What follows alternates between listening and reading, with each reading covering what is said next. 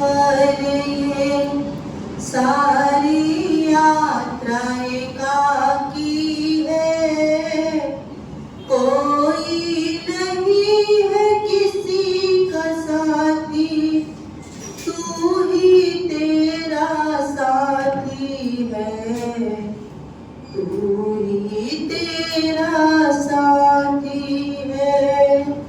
सुन ले आत्म सत्य स्वर ये सारी यात्रा एकाकी है, कोई नहीं है यहाँ किसी का, तू ही तेरा साथी है, तू ही तेरा साथी है।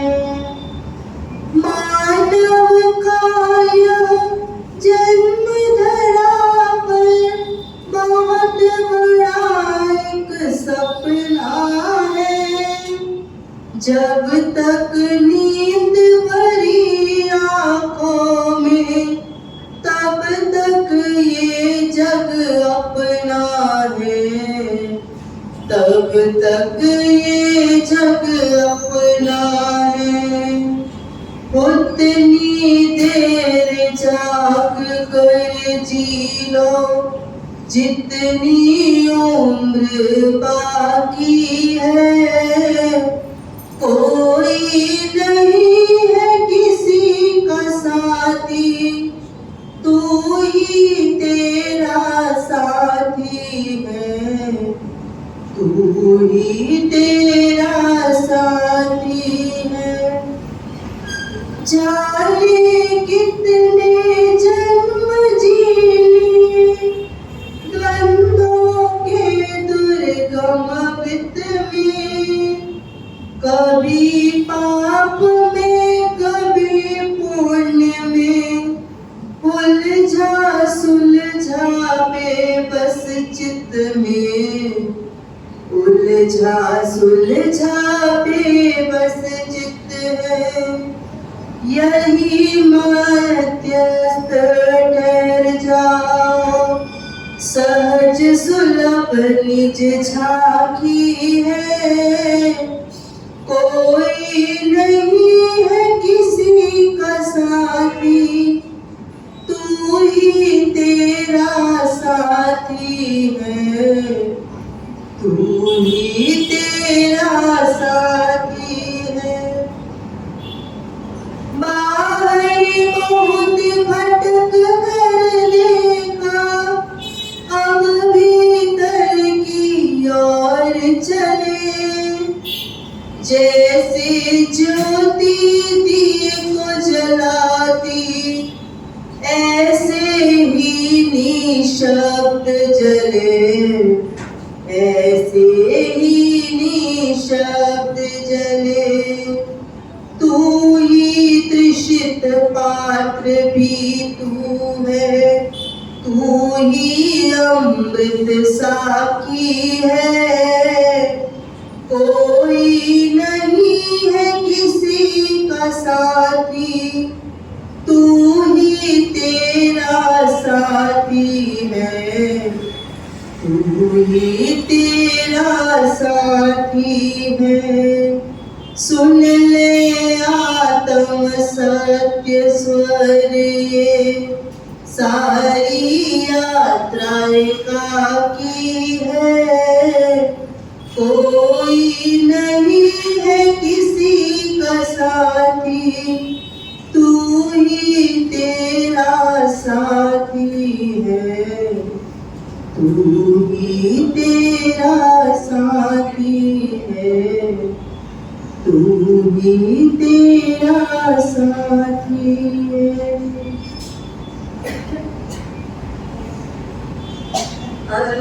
अल्पस्वतं सुतवतं परिहासदाम्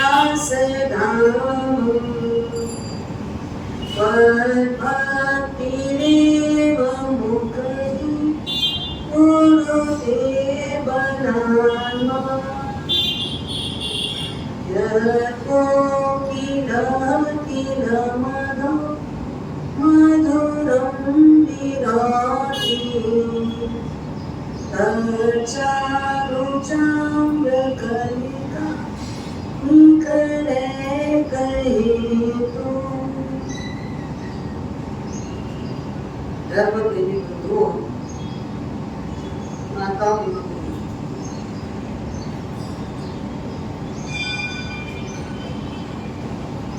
शांत सुधारस ग्रंथ में आप और हम सभी संसार का जो वास्तविक स्वरूप है, जो चमड़े की आंख से अलग है और अंतर चक्षु से अलग है, दिखता कुछ है, अंदर कुछ और है, ऐसे संसार के स्वरूप को समझने की आप और हम सभी कोशिश कर रहे हैं। वास्तव में संसार कैसा है? इष्ट है, इष्ट है संसार, रहने लायक है, रहने लायक है। डर लगता है ना, बोल देंगे तो मानस में तुरंत ही डरा हूं, इसलिए हमको जवाब देने में थोड़ी मतलब हमको लगता है अगर हम बोल दिए रहने लायक नहीं है तो मानस में वहां बैठे क्यों, इधर आ जाओ, और हम अभी इधर आ नहीं सकते। कोई बात, अपनी बातें सम्यक दर्शन को पाना ही, सम्यक दर्शन को पाना ही है, यहाँ नहीं आ सकते, आना यही है, ये तय है। पर यहाँ आने से पहले आंख तो खुले, दृष्टि तो खुले, सत्य को सत्य तो जाने, सत्य को सत्य तो माने, सत्य को सत्य रूप से स्वीकार तो करें। रहना बड़ी अलग बात। सम्यक दृष्टि जीव का लक्षण आपको पता है, एक छोटा सा दोहा बना हुआ है। सम्यक दृष्टि जीवड़ो करे कुटुंब प्रतिपाल, अंतर थी न्यारो रहे जेब धारे खिलावत बान। समझ गई बात? आपके घर में छोटे जब बच्चे रहते हैं, बच्चे के जन्मने के बाद कई घरों में क्या करते, एक बच्चा रखने वाला भी रख लेते हैं, जिसको अपने यहाँ पर शास्त्रों में ढाई माता बोला जाता है, जो माँ के जैसा ही उसको प्रेम दे, प्यार दे, वात्सल्य दे, उसकी साफ सफाई रख रखाव सब करे। तो वैसे ये ढाई माँ जैसी, भले वो थोड़ी अवस्था वाली भी हो, पर बच्चे को गोद भी पाए, लैट्रिन बाथरूम कर दे तो सफाई भी कर दे, मतलब उसको पूरा एक माँ की तरह सब कुछ देने को वो तैयार हो। ऐसी एक ढाई माँ कई घरों में बहुत लंबे अरसे से, हमारे यहाँ एक ये स्टाफ सबके ऊपर माता की तरह है, पिता की तरह है।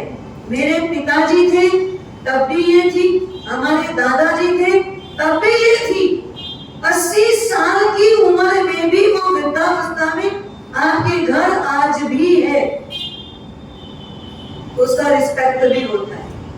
लोग उसको घर के एक सदस्य की भांति मानते हैं, उसको उतना सम्मान भी देते, कई प्रकार की सलाह में उसको बैठा भी देते।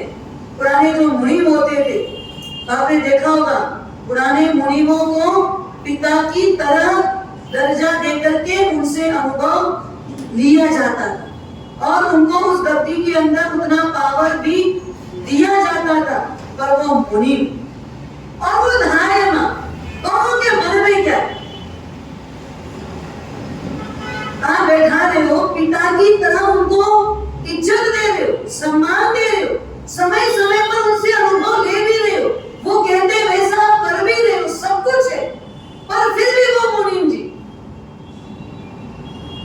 मन में क्या क्लियर है उनको, मैं मुनीम हूं, मैं मालिक, क्लियर ना उनके अंदर। आपके यहाँ उनको वर्क करते करते करते आपका जैसा बंगला बना,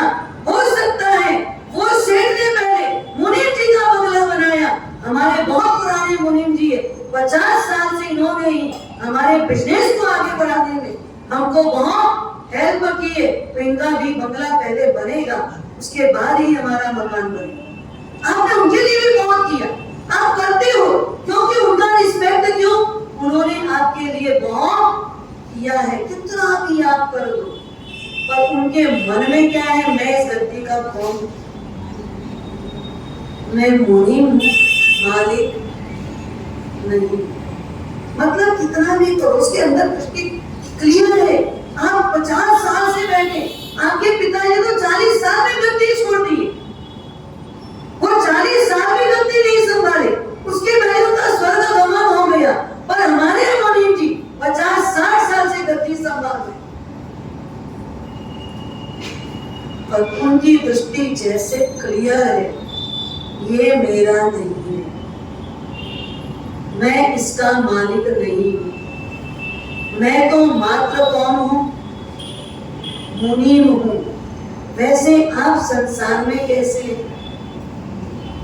आपके घर के अंदर जितनी भी सामग्री है, जितनी भी संपत्ति है, आप उसके मालिक हो या मुनीम हो?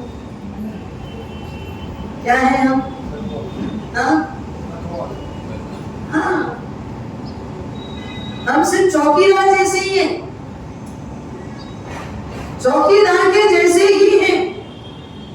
सबको यहाँ छोड़ के जाना पड़ेगा, कुछ भी लेके नहीं जा सकते हो, कुछ भी यहाँ से लेके नहीं जा सकते हो। तो आप अपनी दृष्टि को क्लियर करो। इस संसार में मुझे जो पुण्य से मिला है, जो पिछले जन्म के पुण्य के कारण आज मेरी इज्जत है, सम्मान है, प्रतिष्ठा है, पद है, पैसा है, जो भी मेरी पूछ है, वो सब पुण्य के अधीन है। किसके अधीन है? मेरे अधीन नहीं है। मैं तो शुद्ध स्वरूपी आत्मा हूं। मैं कौन हूं? शुद्ध स्वरूपी आत्मा हूं। मैं चैतन्य हूं, मैं जड़ नहीं हूं, मैं अलग हूं, और ये सारी संपदा अलग है। फिर वो जड़ हो या जीव क्यों ना हो, जड़ हो या जीव हो, कोई भी हो, मेरी दृष्टि खुलनी चाहिए। जरूरी ये नहीं है कि आपको पाटे में ही आना पड़े, आना चाहिए। लक्ष्य सावक जीवन का क्या होता है? सावक मन सदा एक लालसा करता है, कब मुझे सर्ववृत्ति मिले। सावक की दिली लालसा क्या होती है? मुझे सर्ववृत्ति कब मिले। और सर्ववृत्ति धर जो है, उनकी लालसा क्या होती है? मुझे सिद्धावस्था कब मिले, कब मैं मेरे शुद्ध स्वरूप को प्राप्त करूं, कब मैं शुद्ध स्वरूप को जीने का आनंद लूं। तो सावक की भूमिका से साधु जीवन, साधु जीवन से सिद्ध जीवन, तो ये तो क्रमिक विकास है ना। हम इस विकास की इच्छा रखें, हमको यही विकास करना होगा, और यही वास्तविक विकास है। इसके बिना तो क्या है? यहाँ बहुत कमाया, सब कुछ किया, लेकिन मरने के बाद अगर कोई गलत दुर्गति में चले गए तो, दुर्गतिगामी बन गए तो क्या होगा? दुर्गतिगामी बनेंगे तो क्या होगा? एक राजा था, आपको एक कहानी बता रहे, घटना है वैसे वो। एक राजा था, वो राजा को एक दिन मन में आया, सब बोलते मर जाना है, मर जाना है, मर जाना है। सच में मरना पड़ेगा क्या? मैं भी मरूंगा। कब मरूंगा? अभी तो नहीं मरूंगा। लाइसेंस है ना? हाँ, लाइसेंस होता है कि नहीं होता? गाड़ी आपके पास में है, हाँ, आपके पास गाड़ी होती है, गाड़ी का भी क्या बनाना पड़ता है? लाइसेंस बनाना पड़ता है, और क्या बनाना पड़ता है? इंश्योरेंस बनाना पड़ता है, सब बनाना। अगर उसको कुछ खतरा आएगा तो मिल भी जाएगा, भरपाई भी हो जाएगी, सब कुछ होगा। आपके जीवन का कोई लाइसेंस है, कोई इंश्योरेंस है आपका? आत्मा के लिए, शरीर के लिए नहीं है आपका लाइसेंस। क्या कितने समय के पहले डेथ नहीं होगी? आपकी एक्सपायरी डेट है, आपके पास बर्थडे है, बर्थ की डेट तो है ना, बर्थ का सर्टिफिकेट है, लेकिन यहां से आउट होने का, डेथ होने का कोई सर्टिफिकेट बना हुआ है कि नहीं? क्या आप इसके पहले एक्सपायरी नहीं होगी? सामान लाते हो, हर चीज में पहले देखते हो एक्सपायरी डेट कब की है, देखते हो ना। पर कभी सोचा मेरी एक्सपायरी डेट क्या है, हम कब एक्सपायर होंगे? एक सामान लाए ये तो कम से कम 2 साल एक्सपायरी नहीं हुआ है, टेबलेट डाल देना, लिखा लेना है 2025 जनवरी में बना है और 2028 तक चलेगा, 2 साल तक ये टेबलेट खराब नहीं होगी। पर आप नहीं करोगे 2 साल तक, इसका है क्या? टेबलेट ले जाएगी और आप चले जाओ। आपके पास एक्सपायरी डेट है और आप तो कैसे जी रहे हो?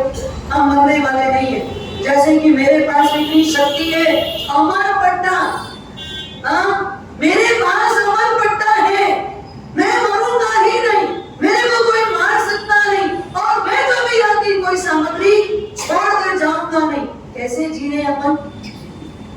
ऐसे ही लगता है ना, अरे पल में श्वास बंद हो जाएगी, अभी यहाँ बैठे हैं, बैठे बैठे भी आँख बंद हो जाएगी, ठिकाना है, ठिकाना है।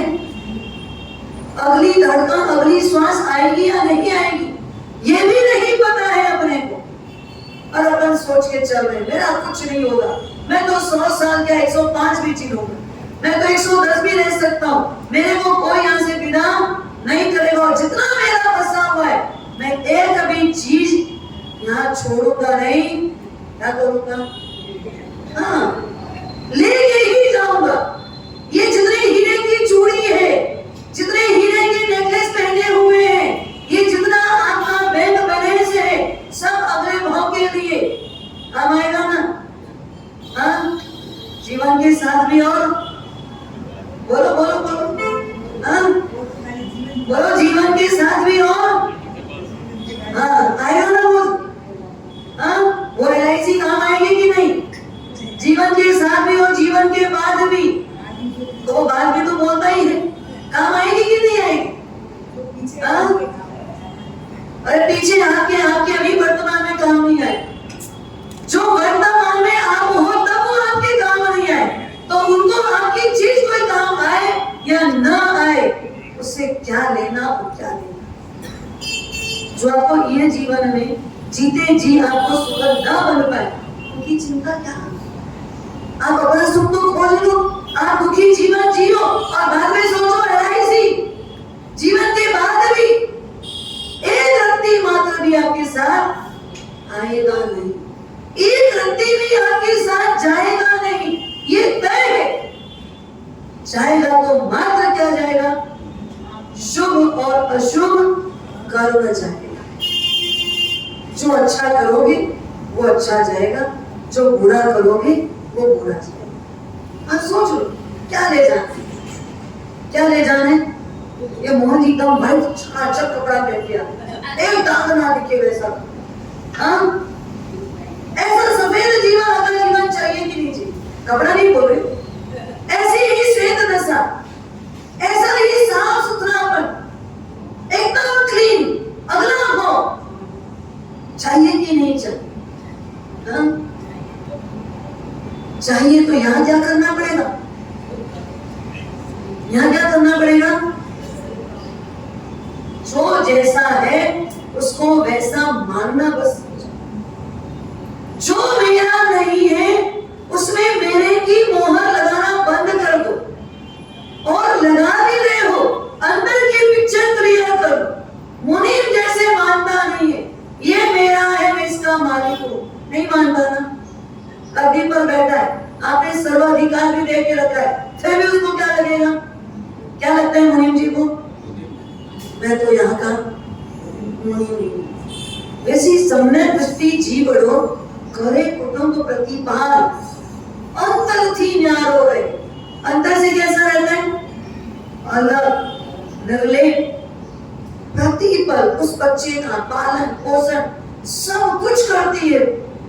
बच्चे को 1 मिनट भी बिना एसी के रखना नहीं है, क्योंकि वो पुण्यशाली बच्चा है। आप जैसे लोगों के घर में पैदा हुआ है, उसको सारे साधन सुविधा सब मिली है, तो आप अपने बच्चे को एक मिनट एक मक्खी भी बैठे वो बर्दाश्त नहीं करते हो। उतनी साफ सुथरी जगह बच्चे के साथ साथ किसको मिलती है? उस गाय माता को भी मिलती है ना। वो एयर कंडीशन में गाय माँ भी दिन भर रहती है ना। वो अगर गंदा कपड़ा पहनेगी तो आप अपने बच्चे को संरक्षण करने को नहीं दोगे, तो आप उसको अच्छे कपड़े भी देते हो, अच्छा व्यवस्थित साफ सुथरा रगड़ के दाना धोना साबुन लेना चाह पड़ती, कोई बात नहीं।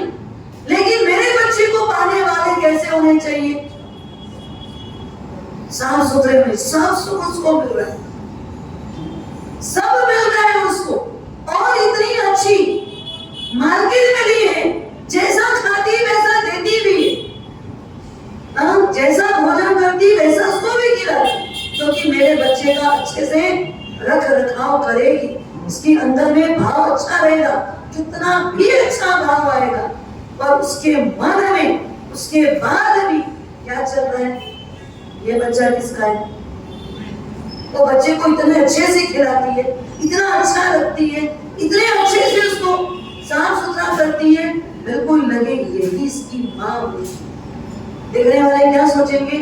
उसके कपड़े लत्ते टीप टॉप कंघी वगैरह बाल वगैरह एकदम व्यवस्थित, उसको देख करके किसी को कंफ्यूजन भी हो जाए, ये इसकी माँ है क्या? ये तेरा बच्चा है क्या? ये आपका बच्चा है? नहीं, मैं तो क्या है, धाय माँ, मैं तो नौकरानी हूँ, मैं तो काम वाली हूँ, मैं तो बच्चा पालने वाली हूँ, बच्चा तो उनका। क्या बोलेगी वो? बच्चा मेरा नहीं, किसका है? उनका है। जबकि उसको घर में सब प्रकार की सुविधा मिल रही है, उसको घर में सब। और यहाँ तक की बात बताऊं मैं, कितना उस गाय माता का पुण्य चलता है। आप यहाँ से विदेश जाते हो ना, आप अपने घर के मेंबर की फ्लाइट की टिकट नहीं लेते, लेकिन उसके लिए फ्लाइट की टिकट ले लेते हो। आप सोचो, वो फ्लाइट में जाने की कंडीशन, इतना पैसा उसके पास नहीं, वो विदेश घूम के आ जाती आपके पैसे से, आपके बल पे, सब देने के बाद भी वो अंदर से क्या सोच रही है? मैं इसकी मां नहीं, ये मेरा बच्चा नहीं, ये मेरा नहीं है, मैं इसकी नहीं हूं। दोनों बात क्लियर?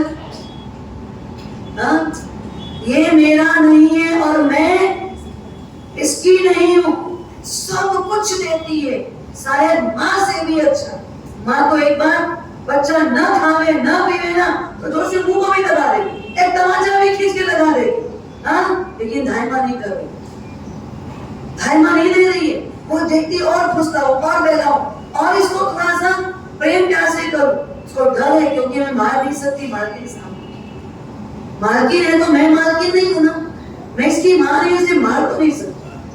सोचो वो बच्चे को इतना देने के बाद में जैसे अपने अंदर एक सीन क्लियर कर लिया उसने, मैं इसकी माँ नहीं, ये मेरा बच्चा नहीं। पर बस वो तो धाय माँ है। आप कौन बोलो? आप कौन? आप तो पेरेंट्स हो ना उस बच्चे के। हमारे सब कैसे समझ लें? जन्म दिया है तभी तो पिता कहलाए, तभी तो माँ कहलाए, तभी तो ये बच्चा हमारा हुआ। कैसे मान ले कि ये मेरा नहीं है? एक स्लोगन और याद करें, जाने सो मेरा नहीं, मेरा सो जाने नहीं। जाने सो मेरा नहीं और मेरा सो जावे नहीं। जो मेरा है उससे अलग नहीं हो, और जो मेरा नहीं है वो मेरे साथ जाएगा भी नहीं। जो मेरा नहीं है वो मेरे साथ नहीं जाता, और जो जाने वाला है जाएगा आपके साथ। मेरा सो जावे नहीं, जो मेरा है वो मुझसे अलग होगा, जो मेरा है मुझसे अलग होगा, कभी नहीं होगा, मुझसे अलग नहीं होगा। और जो मुझसे अलग हो रहा है वो, अब बताओ आपके साथ कौन कौन? आप लिस्ट बनाओ, लिस्ट बनाओ आपके साथ कौन कौन जाने वाला, वो सब आपके, वो सब आपके, वो सब कुछ आपका है। एक बार लिस्ट बनाना चाहिए। ये संपत्ति, ये स्वजन, ये परिजन, ये बेटा, ये बेटी, ये सगा संबंधी, ये पत्नी, ये परिवार, ये शरीर, कौन कौन मेरा है? हाँ? पुण्य और पाप। इसमें कौन मेरा है? कौन मेरा है? आंख खोली है तब तक सब अपना कह रहे हैं, आंख बंद हुई सब मुंह फेर लेंगे, सब नजर घुमा लेंगे, एक भी वहां पर खड़ा नहीं रहेगा। मैं मेरे पिताजी को जाने नहीं दूंगा। है कोई ऐसा, कोई माइका लाला आज तक देखा आपने? हाँ, आपने बहुत बहुत बहुत आप इतना पालन पोषण करने में आपने को एकदम अधर रखा है। बचपन से लेकर जवानी अभी, और जवानी की भी उम्र 40 साल 45 साल की ढल गई है, 50 साल का लड़का हो गया है। जाएगा आपके साथ? जाएगा? आप जाओगे कि नहीं जाओगे? आप जाओगे कि नहीं जाओगे दुनिया से? हाँ? नहीं जाओगे। हाँ, अमर रहोगे। किस रूप में नहीं जाओगे? ये सारी रूप में नहीं जाएगा, सिर्फ आत्मा कौन नहीं जाएगा? शरीर नहीं जाएगा, शरीर नहीं जाएगा। कौन जाएगा? आत्मा जाएगी। कहाँ जाएगी?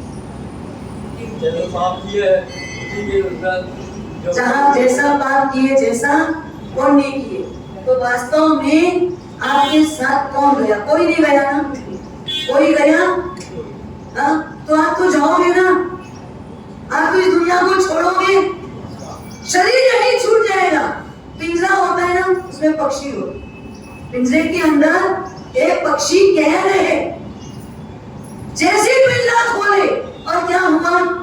पक्षी उड़ गया और पिंजरा रह गया। वैसे ही हमारा ये जो पिंजरा है ना, हाँ, ये जो दिखने वाला पिंजरा है, ये पिंजरा रह जाएगा और पक्षी उड़ जाएगा। चेतन यहाँ से रवाना हो जाएगा और यहाँ से रवाना होकर मोक्ष में अगर नहीं गया है तो फिर नया पिंजरा बसा लेगा। अब वो पिंजरा कैसा होगा, क्या होगा, वो तो हमारी करनी के ऊपर डिपेंड है। तो मेरा यहाँ क्या, कोई मेरे साथ जाने वाला नहीं, ना मैं किसी को ले जाने वाला। लेके जा सकते हो ना? कोई नहीं जाएगा तो जबरदस्ती, हाँ क्या जबरदस्ती? एक काम करना चाहिए, अपना अपना कफन तैयार कर लेना चाहिए। जाने के बाद कफन बनाया जाए, भाई जिंदगी भर रंगीन कपड़े में रहो। जाने के बाद वो क्या करते? कफन का रंग कौन सा होता है? व्हाइट होता है ना? सफेद रंग का कफन होता है, उसमें जेब बनवाना, हाँ, बड़ी बड़ी वाली जेब बनवाना। अपना कफन तैयार रखो, जेब बनवा लो और उसमें हीरे जवाहरात सोना जो बहुमूल्य है वो उसके अंदर डाल के रख लो।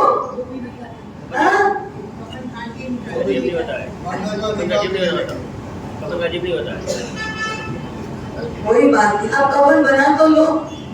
हाँ, क्या काम आएगा हमारे? जब निकाल लेंगे तो, जब सब निकाल ही लेंगे तो काम क्या आएगा? अरे दुनिया बहुत दुरंगी है सच में। कभी कभी जब कोरोना का सीन चलता था ना,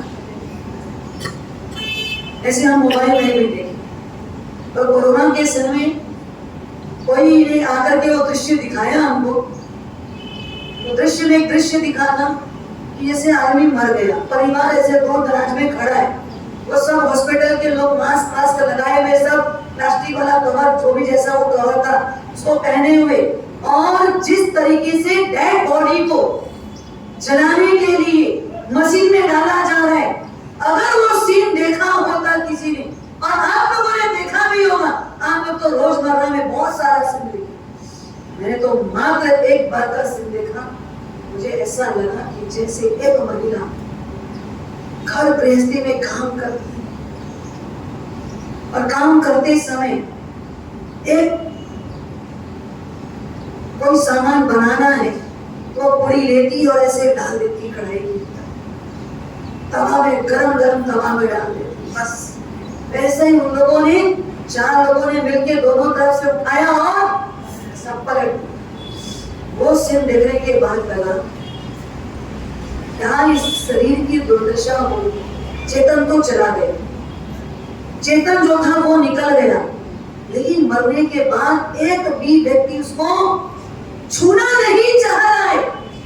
छूने से क्या होगा, जो उनको लगा था वो मेरे को लग जाएगा, वो चले गए मैं भी चला जाऊं। ये दुनिया है, ये संसार है, खुली आंख से भी देख रहे हैं, पिताजी तड़फड़ा रहे हैं, बेटा मरने की कगार में है, तो माँ करीब नहीं जा रही, बेटा करीब नहीं जा रहे, कोई पिताजी करीब नहीं आ रहे, क्यों? है ना आपकी वो। कभी कभी विचार करो, ऐसी जब बीमारी लग जाती है, श्वास से जब वो रोग आने लगता है, कोई करीब जाने नहीं देता, बिल्कुल बेडरूम के अंदर उनको रखा जाता है। ऐसी बीमारी में अगर यहाँ खुली आंख से जो दुनिया दिखती है, क्या वो समझ नहीं आता कौन मेरा, कौन यहाँ मेरा है? कोई मेरा नहीं है, कुछ भी मेरे साथ जाएगा नहीं। पर आपको क्या लग क्या रहा है, मैं तो एक अलग इंसान हूँ, मेरे पास शक्ति है, सामर्थ्य है, मैं चाहूं उसको अपनी मुट्ठी में कर सकता हूँ। वो राजा भी कह रहे, मरना पड़ेगा, क्यों मारूंगा मैं तो राजा हूं, कईयों को मार सकता हूँ, लेकिन अपने लिए भी मेरे पास तैयारी है, मैं जिंदा रह सकता हूँ, मैं कभी नहीं मरूंगा। संभव है, संभव है। अनंत बलि तीर्थंकर परमात्मा जैसे को भी शरीर छोड़ना पड़ा ना, शरीर तो उनका भी छूट गया, अशुद्ध स्वरूपी आत्मा थी, वो सीधा कहाँ पहुंच गई, मोक्ष गमन कर गई, शरीर छूट गया और शुद्ध स्वरूपी आत्मा ही मोक्ष में गई। हमारा शरीर छूट जाएगा, लेकिन आत्मा में जितने कचरे लगे हैं, हम तो उसके साथ अगली गति के लिए रवाना होंगे। और राजा को ख्याल आ गया, मरना पड़ेगा, मुझे भी जाना पड़ेगा, क्यों? मेरे पास तो बहुत शक्ति है, मेरे पास बहुत सामर्थ्य है, मैं चाहूं वो हथियार बना सकता हूं, मैं यमराज को भी लौटा सकता हूं।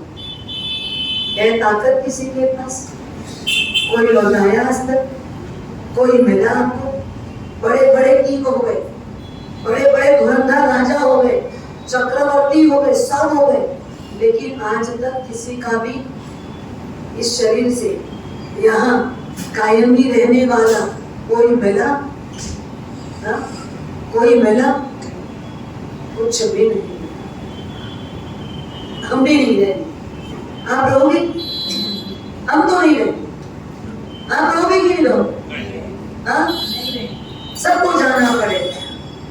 राजा को भी लोगों ने समझाया जाना तो पड़ेगा, राजन जाना ही पड़ता है, क्योंकि जहां संयोग है वहां वियोग है, जन्मे है तो मरना पड़ेगा, मृत्यु आएगी, आलिंगन करेगी और आपको यहाँ से विदा कर देगी। शरीर अलग हो जाएगा, आत्मा अलग हो जाएगा, दूध अलग हो जाएगा, पानी अलग हो जाएगा, बस ये मैं कम करूंगा, लेकिन अगर मरना पड़ेगा तो कब मरूंगा? कितने दिन तक रह सकता हूँ यहाँ पर? संयोग से एक गुरु महाराज मिल गए जो ज्ञानी थे, उनके ज्ञान में चीजें छलकती थी।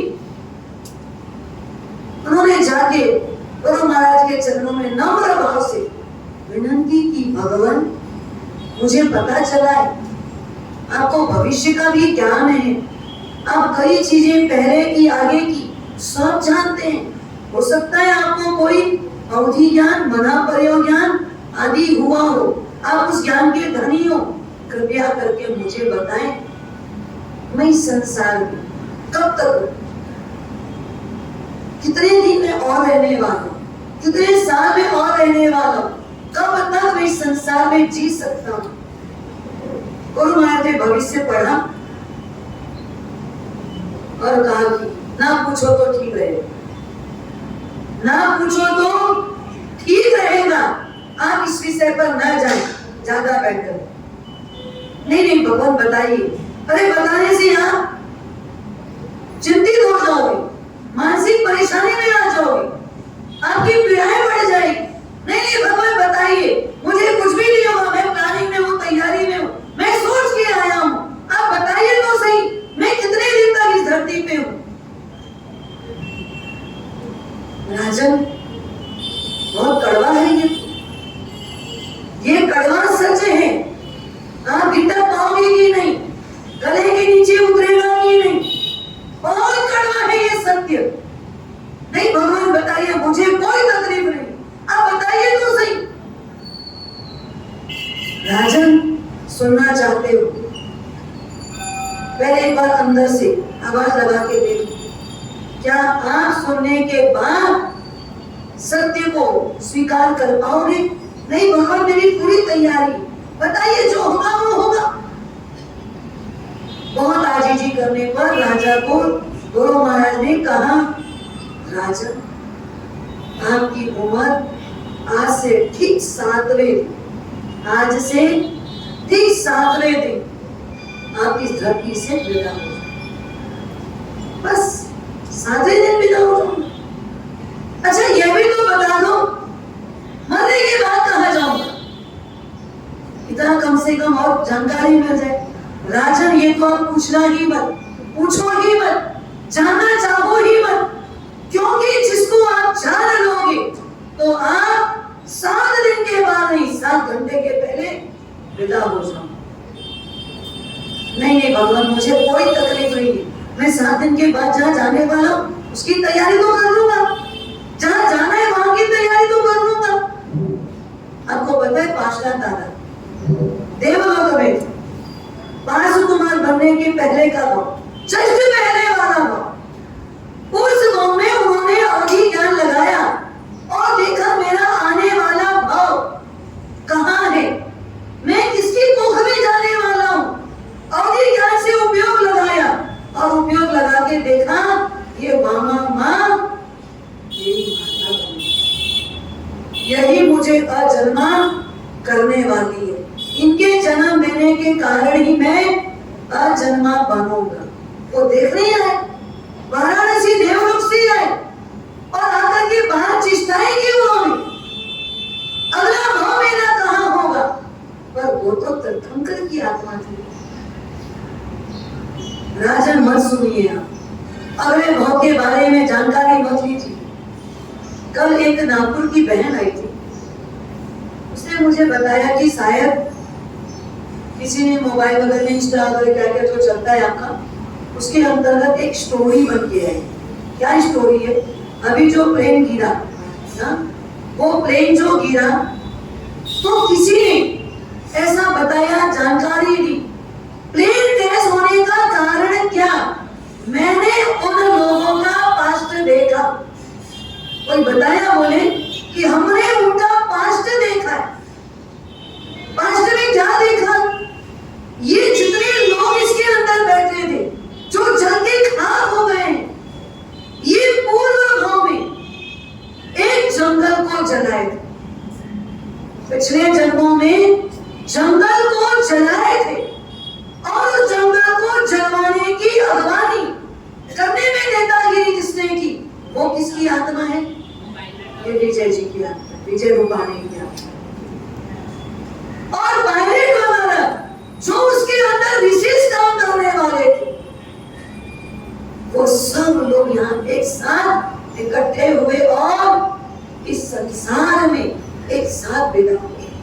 देखो कहानी कितनी सच होगी झूठ होगी ये पता नहीं, लेकिन सत्य है इस बात के लिए कोई तोहमत नहीं है। कहीं बैठकर सामूहिक रूप से ऐसा ही कोई कार्य किया हो, अगर उन्होंने पूर्व देखा होगा तो सही भी होगा, और नहीं भी देखा होगा आप किसी ज्ञानी से पूछोगे तो रिजल्ट यही आएगा। पिछले जन्म में कईयों को जला के राज किया होगा, इस जन्म में सब कहां कहां रहते होंगे, कहां कहां से इकट्ठे हुए होंगे, और जाकर के सब एक साथ चलके खा होंगे। कहानी बनाने में भी दिक्कत नहीं है, क्योंकि हमारे जब पूर्व जन्म में किए हुए पाप हैं वो उन्हें में ऐसे ही आते, इसी प्रकार से आते। तो अगर कोई स्टोरी भी बना रहा होगा तो असत्य नहीं हो सकता। कर्म एक साथ में खींच के ले जाता है और कहां कहां से इकट्ठा करता है। अब सोचो उसमें से, तो जब हमारे वो लेडीज बता रही थी ऐसा मोबाइल में आया है, तो मुमुक्षु बहन ने पूछा एक आदमी तो उसमें से बच गया, कि वो क्यों बच गया? बोले वो पाप में शरीक नहीं हुआ होगा, या सबने उसको धक्का दे के लाया भी होगा तो भी बोला होगा भाई मैं तो ये पाप नहीं करूंगा, मुझे ये नहीं करना है, मेरे को इसमें बिल्कुल इच्छा नहीं है, मैं कभी भी इसमें रुचि नहीं रखता। हो सकता है वो छटक गया होगा। कई बार ऐसा होता है सामूहिक रूप से सब काम करने आते हैं, पर एक आध व्यक्ति क्या बोलते हैं मैं इसमें बिल्कुल शामिल नहीं होना चाहता, मैं इसमें आपका सहयोग बिल्कुल नहीं करूंगा। पूरा परिवार तैयार होता है पर एक व्यक्ति उसमें हट जाता है, उसका पुण्य कर्म वो बच गया। उसका कारण ये है, अब विचार करो किया हुआ कर्म नहीं छोड़ेगा, अच्छा करोगे तो अच्छा मिलेगा। अब पता नहीं कितने जन्म पहले ये काम हुआ होगा, लेकिन रिजल्ट ये आया वो रिजल्ट आप सब नहीं देगा। क्या पढ़ा ये हमको नहीं मालूम, उन्होंने क्या पढ़ा था ये हमको नहीं मालूम, लेकिन ये रिजल्ट है सब एक साथ जल के राख हुए हैं। ये कोई बहुत दूर की बात नहीं है, सबके सामने की घटना है, सबने सुनी। बहुत पुरानी बात नहीं, पुरानी बातों में तो हमको क्या लगता है बकवास होगा, पुरानी बातों में हमको लगता है ये सत्य नहीं होगा, लेकिन सत्य होता है। आज आपको ये सत्य लग रहा है, यही चीज 50 साल के बाद के लोगों को क्या लगेगी? काल्पनिक होगी, इसमें क्या सत्यता होगी, इसमें क्या सही होगा, लेकिन जो सामने गुजर रहा है इसको पता है कि ये सत्य हकीकत है। राजा पूछ रहे हैं बताइए मैं मरने के बाद कहां जाऊंगा, मेरा मरने के बाद क्या होगा? नहीं राजन, आप सुनेंगे तो चिंतित और परेशान हो जाएंगे। बताइए जो मैंने किया होगा वही तो मिलेगा, तैयारी कर लूं, जहां जाना है वहां आज से जाकर के क्या करूं, तैयारी कर लूं ना, अच्छा अच्छा तो वहां भेज दूं सामान, कुछ प्लानिंग कर लूं, उसके लिए तो मेरे को 7 दिन का समय मिलेगा। राजन बनने के बाद आपके राजमहल की जो बड़ी गटर है उस गटर में आप कीड़े पड़ोगे, स्वचलंगी कीड़ा, साइन वाला शरीर, आपका शरीर चमकेगा, यहाँ चमकाते रहे ना वहां भी चमकेगा। आपकी जो स्किन होगी कीड़े की, वो कीड़े की स्किन कैसी होगी? रंग बिरंगी होगी, चमकने वाली होगी, पर रहोगे कहां? मैं गटर में कैसे जी सकता हूं? मैं तो 1 मिनट भी गंदगी में पाँव रख नहीं सकता, मैं गटर में कैसे रहूंगा? रह सकते हो गटर में?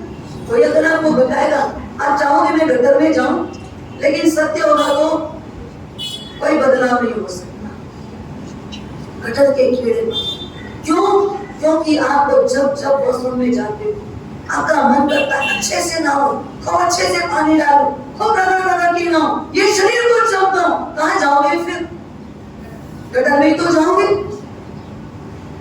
तो गटर का कीड़ा हरगिज नहीं बनता है मुझे, लेकिन साधु ने बोला तो बात मिथ्या नहीं हो सकती, गलत नहीं हो सकती। वो वहां से उठ के गए, सीधे अपने राजभवन में जाकर सेवकों को बुलाया, अनुचरों को बुलाया और पहला हुक्म दिलाया, आज से ठीक 7वें दिन गड्ढे में जो कीड़ा दिखे उसको बाहर निकाल देना। किसके लिए तैयारी कर रहे? किसके लिए? खुद के लिए। क्योंकि पता है साथ ही तो नहीं बोल सकते मैं बोलूंगा, ऐसा किसी को बोलेंगे क्या? बोलेंगे तो किसी को सत्य समझ में आएगा। उन्होंने पहला हुक्म क्या दिया? आज से ठीक 7वें दिन ये राजगढ़ में जो कीड़ा दिखाई दे उसको तुम बाहर निकाले। क्योंकि राजा को पता है मैं इतना साफ सुथरा रहने वाला, गंदगी मुझे पसंद ही नहीं है, एक दाग भी लगना नहीं चाहिए। कहाँ जाओगे? गंदगी में चले जाओ, गटर में चले जाओ। पर मैं नहीं जी पाऊंगा, मैं नहीं रह पाऊंगा, मैं उसमें जीवन नहीं यापन कर पाऊंगा। तो मैं तैयारी तो कर लूं कि अपने आप को कम से कम गटर से निकाल तो लूंगा। ये प्लानिंग करवा ली और खुद 7वें दिन का इंतजार करने के लिए एक अंदर के कक्ष में जाकर के परमात्मा से प्रेयर करने लगी। अब मेरे साथ कुछ जाएगा तो क्या जाएगा? परमात्मा को प्रेयर करूं, उनसे बातें करूं, उनके साथ रहूं तो कुछ अच्छा मेरा हो जाएगा, तो अच्छी चीज मेरे साथ जाएगी। जब आपको पता चल जाए मृत्यु आने वाली तो क्या बोलते लोग? भाई नौकार सुनाओ, प्रचार कराओ, ये कराओ, वो कराओ, गुरु का दर्शन करा दो, भगवान का फोटो दिखाओ। जीते जी तो कुछ किया नहीं। तो मरने के बाद, मरने के समय में क्या चाहिए? हाँ, एक व्यक्ति हॉस्पिटल में एडमिट, परिवार सब धार्मिक था, लेकिन पिताजी को धर्म में इंटरेस्ट नहीं। अब मरणासन स्थिति में बेटे को लगा कहीं से कोई महाराज को बुला लो, आखिरी में कम से कम एक मांग ली तो सुन ले। बुलाने आए, महाराज 3 किलोमीटर चल के गए।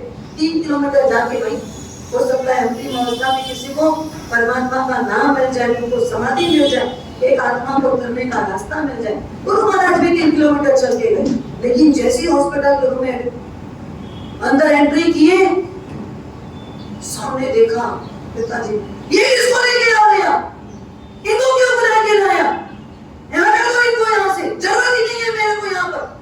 इनको निकालो यहाँ से, मैं इनका चेहरा भी नहीं देखना चाहता, मेरी मृत्यु भी बढ़ जाएगी इनको देख। क्या बोल रहे हैं? एक साधु को देखकर अंतिम समय में भी इतनी ताकत आ गई कि उठ के वो बैठ जाए, खड़े हो जाए, चल के धक्का देके निकाले। जो उठने के लिए काबिल नहीं है, बैठ से उठने की ताकत नहीं है, उसको बोलने की ताकत नहीं आ गई, ऐसा लगे कि जैसे धक्का देके साधु को बड़ा सा कोई दिक्कत नहीं, आप टेंशन। घर वालों इतना बड़ा मान दो महाराज को, इतनी दूर से हम चल के बुलाए और पिताजी ने क्या की? घर वालों को अखा रहे, बेटे के आंखें पानी आ गए।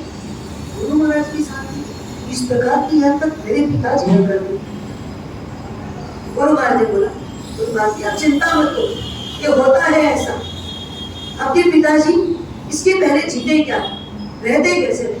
पता चला पूरी हिस्ट्री, जिंदगी में कभी भी धर्म का ध भी नहीं बोला, कोई ध्वजा नहीं देखी, कभी नमो जिनाराम नहीं आया, कभी कोई गुरु की शरण में नहीं गए। पूरी जिंदगी उन्होंने जैन कुल में पैदा होकर के भी एक अजैन से भी बदतर स्थिति का जीवन जीते। गुरु महाराज जी बोला कोई दिक्कत नहीं, आप टेंशन मत लो, इनका दोष नहीं है, इनका जीवन जो अतीत में था कभी नजदीक गए नहीं, इसलिए इनको नजदीकी कहां से आई, इसलिए उन्होंने इस प्रकार का व्यवहार किया, इसलिए इनकी ये परिणति बन रही, ये सोच कर। और ऐसा नहीं बोला एक काम करो आप कि कम से कम यहाँ पर क्या हो, इनके रूम में आसपास में सब जगह क्या करना, क्या करो, सारे उपकरण सजा। क्या सजाना है? उपकरण सजा। और जो उपकरण सजा रहेगा ना, हो सकता है उसको देखते देखते देखते देखते कहीं उनके भाव परिवर्तित हो जाए। चारों तरफ उपकरण ही उपकरण लगा दिए, समय के उपकरण, पूजा के उपकरण, थाली कटोरी, छोटी छोटी जो कलश, मोती, छीन, वही सब लगाया। पिताजी 7 दिन हॉस्पिटल में और उसके बाद वो पूछते थे ये क्या चीज है, इसका क्या काम है यहाँ पर? तो बताते थे इससे ऐसा किया जाता है, इससे ये होता है, इससे कीड़े नहीं मरते हैं, इससे कीड़े को बचाया जाता है। अपन जैन है, अपने को ऐसा पूजा करनी चाहिए थी, आपने नहीं की है, लेकिन अब संस्कार बनाने के पिताजी को कुछ बार बार देखते परमात्मा थोड़े से जमे,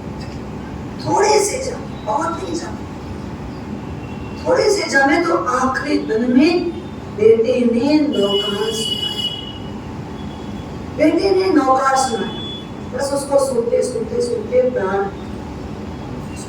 सुनते प्राण निकला। विचार करो, पूरी जिंदगी जब कुछ नहीं करोगे तो मरने के बाद क्या होगा?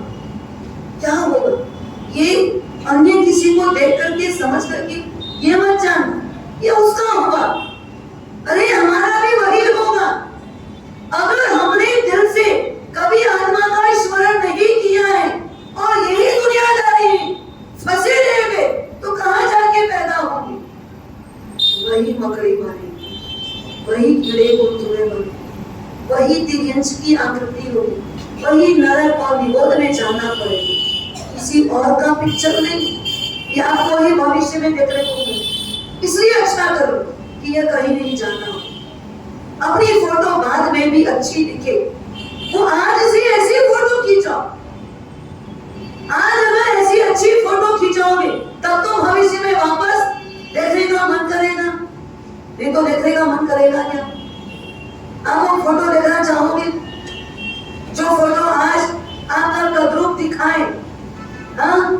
कैंसर हो गया यहाँ का और सड़ा हुआ गाल की कोई फोटो खींचे, दोबारा देखना चाहोगे क्या देखना? नहीं ना। तो एक शरीर सड़ा हुआ क्या फोटो देखना नहीं चाहते? तो जब आपका जीवन ही सड़ा हुआ है तो अगले भाव की फोटो क्या देखोगे? अपना ही फोटो, अगला भाव का भी सुंदर है। इसकी प्लानिंग करने के लिए राजा ने 7वें दिन मृत्यु ना हो जाए इसलिए पैक रूम लेना। कैसे होगी मृत्यु ये भी सुन के आए। आप घोड़े पर सवार होंगे और घोड़ा एक पांव उचकाएगा, आप गिर जाओगे, नाली के अंदर चले जाओगे, मृत्यु हो जाएगी। राजा ने तो क्या सोचा, 7 दिन घर के बाहर ही नहीं निकलूंगा, तो ना घोड़े में बैठूंगा और ना नाली में गिरूंगा और ना मृत्यु होगी, मृत्यु को रोक लूंगा। इतना ही तो इजी है कि नहीं? क्योंकि गुरु ने क्या बोला है, मृत्यु कैसे होगी? घोड़े पर सवार रहोगे, घोड़े पर सवार रहोगे, घोड़ा पैर ऊंचा करेगा, आपका बैलेंस बिगड़ जाएगा। मृत्यु ऐसे घोड़े पर ही नहीं बैठना। 7 दिन क्या करना? घोड़े पर ही नहीं बैठना, पैक रूम के अंदर में। लेकिन रूम में रहते भगवान से प्रेयर करते उनको एक भ्रम हो गया। 7 दिन बीत रहे, आज तो 8वां दिन आ गया। और दिन कौन सा था? वो दिन 7वां था। उनको भ्रम क्या हो गया? मेरे 7 दिन बीत गए, मैं तो मरा ही। अभी जाता हूँ महाराज के पास, जाके बताता हूँ, देखो महाराज मैं आज 8वें दिन भी जिंदा हूँ। आप तो बोले थे ना 7वें दिन मर जाओगे, मैं तो 8वां दिन है तो भी जिंदा हूँ। घोड़े में बैठे और कहाँ चले? उद्यान की ओर जहाँ गुरु भगवान थे। दिन था 7वां, भ्रम हो गया 8वां। हम भ्रम में तो जी रहे ना, हम भ्रम में ही जी रहे, उसको फिर आखिरी में भी भ्रम हो गया। जैसे घोड़े पर बैठा, थोड़ा सा चले और घोड़ा एक पांव उचकाया और राजा का बैलेंस बिगड़ा। राजा मृत्यु की कगार में चला, मौत का आलिंगन करना पड़ा। मरने के बाद लेकिन क्या बना? मौत तो हो गई, होनी ही थी। 7वें दिन गुरु ने बोला तो पता ही था, मर भी गए, लेकिन हम मर के कहाँ गए? वही कीड़ा 7वां दिन है, उधर अंगरक्षक सेवक, वो तो आज 7वां दिन समझ ही नहीं। वो 7वें दिन को फट सुबह से खोज रहे, कीड़ा देखे। अरे इधर राजा की मृत्यु और उधर कीड़ा अचानक से दिखाई दिया। सब बोले हीरा, निकालो। क्या हुआ? जैसी कीड़े को निकालने जाए तो वो कीड़ा और अंदर चला जाए, पानी की ओर गहराई में चला जाए और अंदर गंदगी में चला जाए। लोगों ने बहुत प्रयास किया कीड़े को निकालने का, लेकिन वो कीड़ा वहां से बाहर क्यों नहीं आना चाहता? अच्छा लगता है। आप भी कहाँ हो अभी? कहाँ हो? हाँ, ये संसार की गटर में होगा। गुरु चाहते हैं आपको निकाल दे बाहर, लेकिन आप क्या सोचते हो? नहीं बाप जी अभी नहीं, नहीं बाप जी अभी नहीं, नहीं बाप जी अभी तो बिल्कुल नहीं, इस समय तो बिल्कुल नहीं, इस साल तो बिल्कुल नहीं, अब अगले जन्म में देखेंगे। और अंदर गटर में चले जाते हैं। और खींच के बाहर बुलाए तो नहीं बाप जी अभी तो सोने का दिन है, अभी तो आराम का दिन है, अभी हम नहीं निकल सकते, अभी हम नींद नहीं छोड़ सकते। बोले ना कितना ही प्रदूषण चला गया, कितना ही प्रदूषण बीत रहा है, हमको क्या करना है? ये तो दिन आएगा और जाएगा, हमको कोई मतलब नहीं। तो हम गटर की कीड़े नहीं तो क्या है? हम भी गटर की कीड़े ना, कोई निकालना चाहे पर हम निकलने को तैयार नहीं है। गटर के कीड़े को गटर ही अच्छी लगती। आप कौन हो? अपना आकलन करो, स्वयं को समझना।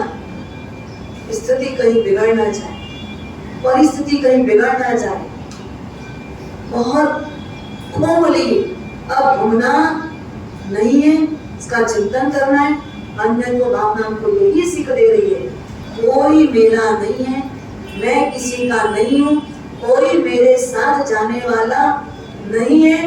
मुझे आंख बंद होने के पहले आंख खोल लेनी है। क्या करना है? आंख बंद होने के पहले खोल लेनी है। मैं इस संसार में मात्र एक मुनीम की हैसियत से ही हूँ। हम इस संसार में एक गाय माता की तरह ही जीवन का निर्वाह कर रहे हैं। उससे ज्यादा इस संसार में मेरा कुछ नहीं, मैं किसी का नहीं। बस इतना चिंतन करते करते जीवन यापन करें। ओम शांति शांति शांति। श्री